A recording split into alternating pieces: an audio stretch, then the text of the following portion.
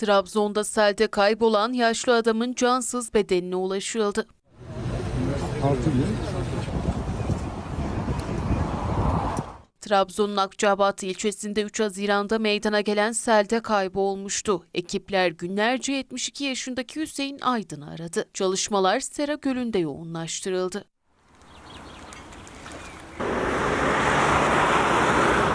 ...11 kilometrelik alan, 67 araç, 15 drone, 10 botla tarandı. Yaşlı adamın eşofmanları dereye düştüğü yerden 400 metre mesafede bulunmuştu.